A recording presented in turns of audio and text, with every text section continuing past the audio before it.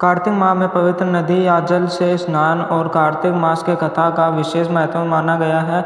इस पूरे माह में कार्तिक स्नान और भगवान की आराधना की जाती है और कार्तिक मास की कथा सुनी जाती है। इससे सांसारिक पापों का नाश होता है और भगवान श्री हरि विष्णु की कृपा प्राप्त होती है। कार्तिक स्नान और कार्तिक मास की कथा की पुराणों में बड़ी महिमा बताई गई है। तो आइए जानते हैं कार्तिक मास की कथा या कार्तिक मास की कहानी। कार्तिक मास की कथा। एक नगर में एक ब्राह्मण और ब्राह्मणी रहते थे। वे रोजाना 7 कोस दूर गंगा यमुना स्नान करने जाते थे। इतनी दूर आने जाने से ब्राह्मणी थक जाती थी। तब ब्राह्मणी कहती थी कि हमारे एक बेटा होता तो कितना अच्छा रहता। बेटे के बहू आती तो हमें घर वापस जाने पर खाना बना हुआ मिलता और बहू घर का काम भी कर देती। ब्राह्मणी की बात सुनकर ब्राह्मण ने कहा कि तूने बात तो सही कही है, चल मैं तेरे लिए बहू ला ही देता हूँ। ब्राह्मण ने कहा कि एक पोटली में आटा डालकर कुछ मोहरे रख दे। ब्राह्मण के कहे अनुसार ब्राह्मणी ने पोटली बांध कर दे दी। पोटली लेकर ब्राह्मण चला गया। ब्राह्मण अभी कुछ दूर गया ही था कि उसे यमुना के किनारे बहुत ही सुंदर लड़कियां दिखाई दी। वे रेत में घर बनाकर खेल रही थी। उनमें से एक लड़की ने कहा कि मैं अपना घर नहीं बिगाड़ूंगी, मुझे तो रहने के लिए ये घर चाहिए। लड़की की बात सुनकर ब्राह्मण मन ही मन सोचने लगा कि बहू बनाने के लिए यही लड़की सही रहेगी।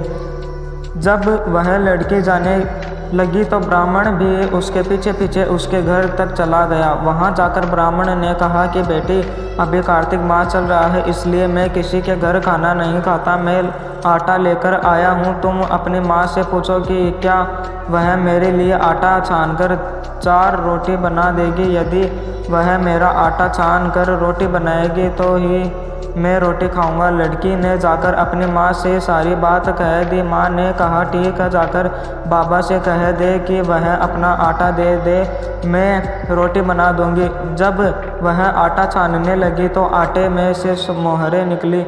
वह सोचने लगी कि जिसके आटे में इतनी मोहरे हैं उसके घर में कितनी मोहरे होगी। जब ब्राह्मण खाना खाने बैठा तो लड़की की माँ ने कहा, बाबा आप अपने लड़के की सगाई करने जा रहे हो। तब ब्राह्मण ने कहा कि मेरा बेटा तो काशी में पढ़ने गया हुआ है, लेकिन यदि तुम कहो तो खांड कटोरे से विवाह करके तेरी बेटी को अपने साथ ले जाऊं। लड़की की माँ ने कहा ठीक है बाबा, और खांड कटोरे से शादी करके ब्राह्मण के साथ भेज दिया। ब्राह्मण ने घर आकर कहा, रामू की माँ दरवाज़ा खोलकर देख, मैं तेरे लिए बहू लेकर आया हूँ। ब्राह्मणी बोली, दुनिया ताने मारती थी, अब आप भी मारने लगे। हमारे तो 7 जन्म तक कोई बेटा बेटी नहीं है, तो बहू कहाँ से आएगी। ब्राह्मण ने कहा कि तू दरवाज़ा खोल कर तो देख। जब ब्राह्मणी ने दरवाज़ा खोला तो सामने बहू को खड़ी देखा। उसने बहू का स्वागत किया और आदर सत्कार से अंदर ले गई। अब ब्राह्मण स्नान करने जाते तो बहू घर का सारा काम करके और खाना बना कर रखती। वह उनके कपड़े धोती और रात को पैर दबाती। इस तरह काफ़ी समय बीत गया। ब्राह्मणी ने अपनी बहू से कहा कि बहू कभी भी चूल्हे की आग मत बुझने देना और मटके का पानी खत्म मत होने देना। एक दिन चूल्हे की आग बुझ गई।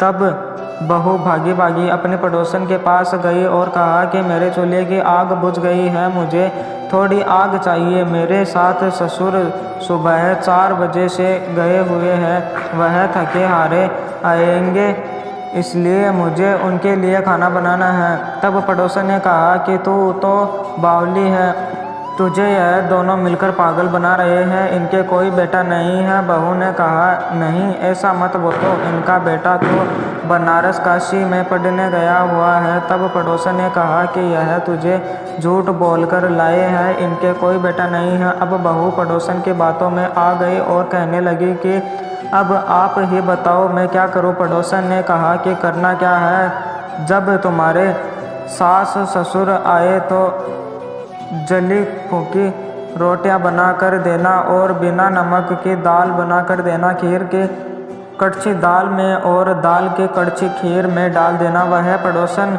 की सारी सीख लेकर घर आ गई। जब उसके साथ ससुर घर आए तो उसने ना तो उनका आदर सत्कार किया, ना ही उनके कपड़े धोए। जब उनसे सास ससुर को खाना दिया तो सास बोली, बहू आज यह रोटियां जली फूकी क्यों हैं और दाल भी अल्लूनी है। तब बहू ने पलट कर जवाब दिया कि एक दिन ऐसा खाना खा लोगे तो कुछ बिगड़ नहीं जाएगा तुम्हारा। सास ससुर को खरी खोटी सुनाकर वह फिर से पड़ोसन के पास गई और बोला कि अब आगे क्या करना है। पड़ोसन ने कहा कि अब तुम सातों कोठों की चाबी मांग लेना। अगले दिन जब भी स्नान करने के लिए जाने लगे तो बहू अड़ गई कि मुझे तो सातों कोठों की चाबी चाहिए। तब ससुर ने कहा कि इसे चाबी दे दो, आज नहीं तो कल इसे देनी ही है। तब सास ने बहू को चाबी दे दी। सास ससुर के जाने के बाद जब बहू ने दरवाजे खोले तो देखा कि किसी में अन्न भरा है, किसी में धन भरा है और किसी कोठे में बर्तन पड़े हैं।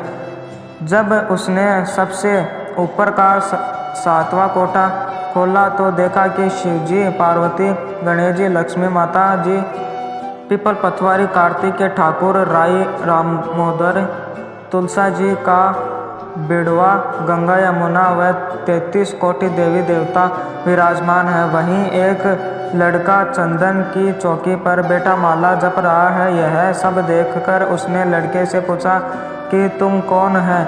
तब लड़का बोला कि मैं तेरा पति हूँ, अभी दरवाज़ा बंद कर दे, जब मेरे माता पिता आएंगे तब दरवाज़ा खोलना। यह सब देखकर बहू बहुत खुश हुई और 16 श्रृंगार कर सुंदर वस्त्र पहनकर अपने सास ससुर का इंतज़ार करने लगी। उसने अपने सास ससुर के लिए अच्छे अच्छे पकवान बनाए। जब उसके सास ससुर घर पर आए तो उसने उनका आदर सत्कार किया और प्रेम पूर्वक खाना खिलाया और पैर पैर दबाने लगी। पैर दबाते दबाते बहू ने कहा कि माँ, आप इतनी दूर गंगा यमुना स्नान करने के लिए जाती हो तो आप थक जाती हो, इसलिए आप घर पर ही स्नान क्यों नहीं करती। यह सुन सास कहने लगी कि बेटी, गंगा यमुना घर पर तो नहीं बहती। तब उसने कहा, हाँ माँ जी, बहती है, चलो मैं आपको दिखाती हूँ। जब बहू ने सातवां कोठा खोल कर दिखाया तो उसमें शिवजी, पार्वती जी, गणेश जी, लक्ष्मी जी,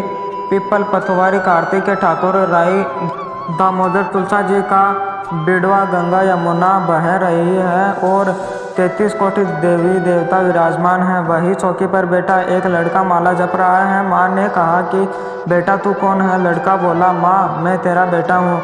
तब ब्राह्मणी ने पूछा कि तुम कहाँ से आया है। लड़के ने जवाब दिया कि मुझे कार्तिक देवता ने भेजा है। बुढ़िया ने कहा कि बेटा, यह दुनिया कैसे मानेगी कि तू मेरा बेटा है।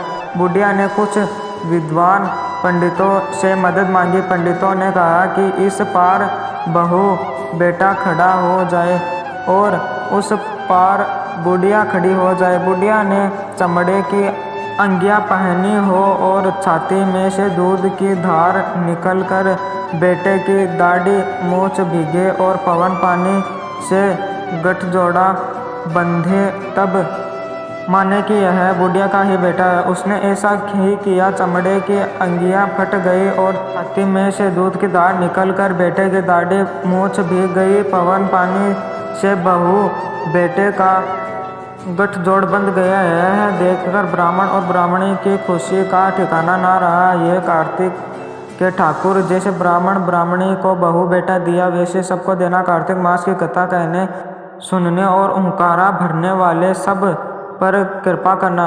यह थी कार्तिक मास की कथा। हम आशा करते हैं कि आपको कार्तिक मास की कथा पसंद आई होगी। धन्यवाद। अगर वीडियो अच्छा लगा हो तो लाइक करें, सब्सक्राइब करें और अपने दोस्तों में शेयर करें।